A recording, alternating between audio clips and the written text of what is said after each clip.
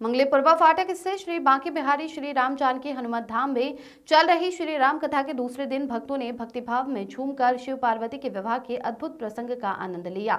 व्यासपीठ पर विराजमान श्री धाम अयोध्या से पधारे कथा व्यास सुखनंदन शरण महाराज का पंडाल में पहुंचने पर श्री डाल सिंह मेमोरियल स्कूल के बच्चों और शिक्षकों ने पुष्प वर्षा कर स्वागत किया।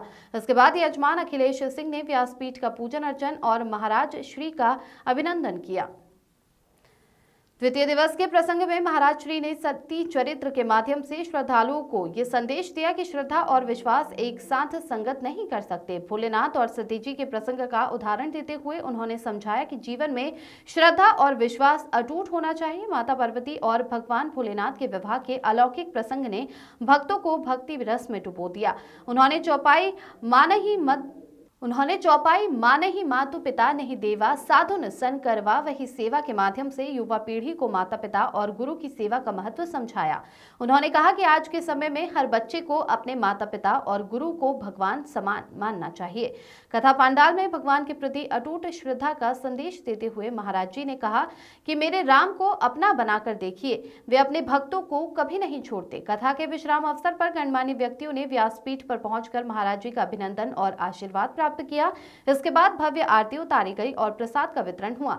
कथा विश्राम के बाद श्री राम जानकी हनुमत धाम में 101 दीप जलाकर अयोध्या में विराजमान श्री राम लला की प्रथम वर्षगांठ का उत्सव मनाया गया। इस पावन अवसर पर श्री राम कथा में सहयोग देने वाले मुकुल सिंह, मुकेश सिंह, नवल किशोर, कविता गुप्ता, अर्पिता सिंह, भूमिका सिंह, विनीता त्रिवेदी, आरती वर्मा का विशेष योगदान रहा। श्रद्धालुओं ने भक्ति और प्रेम के इस माहौल का भरपूर आनंद लिया।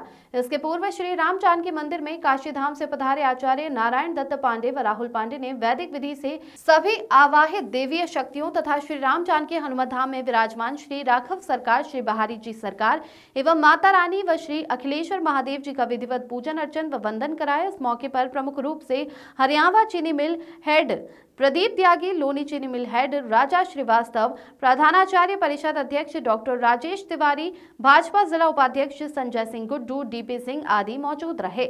हरदोई से अखिलेश सिंह की रिपोर्ट। आपके समक्ष श्री अखिलेश भैया बैठे हैं।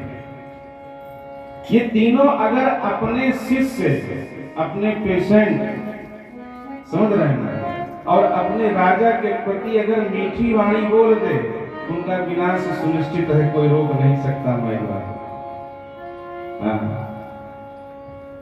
लेकिन होता है ना कि मन की भावना कभी कभी व्यक्त करनी पड़ती है। हम 2-3 दिन से देख रहे हैं यहाँ के स्कूल का कुछ, ये स्कूल नहीं है, ये विद्यालय नहीं है। हमको ऐसा लगता है कि राघव जी के समय का चलता हुआ ये गुरुकुल है। कल हम बैठे थे तो देख रहे थे कि बच्चे हनुमान चालीसा का पाठ करते हैं, गायत्री मंत्र का जाप करते हैं। मैं अखिलेश भैया से एक निवेदन करूंगा कि बच्चों से गायत्री मंत्र का जाप ना कराएं।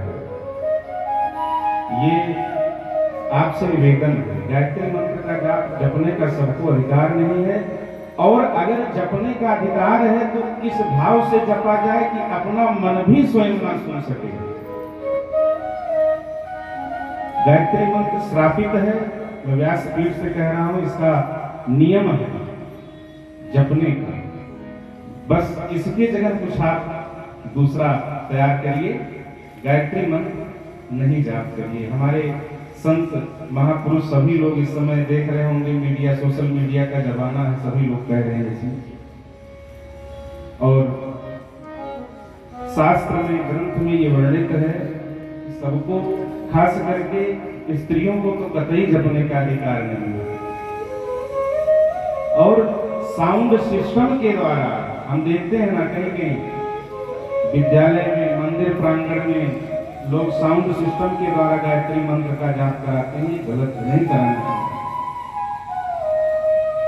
गायत्री मंत्र संत के लिए, गायत्री मंत्र से तेज प्राप्त होता है, और उस तेज प्राप्त करने की विधि को वही जानता है।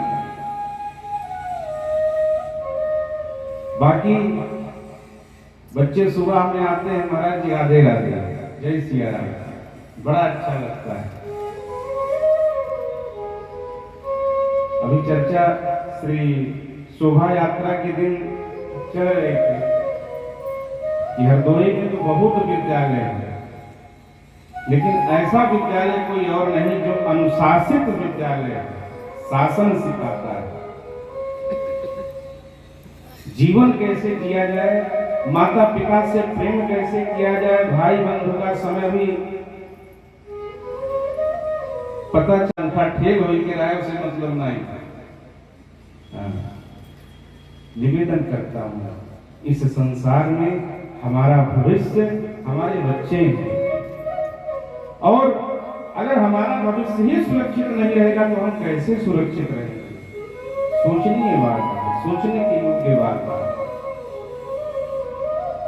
माताओं बहनों से, भाई बंधुओं से, विद्यार्थी जनों से निवेदन करूंगा कि समय तो जो चल रहा है इस पर विशेष ध्यान दीजिए। आने वाला समय बहुत ही खतरनाक होगा।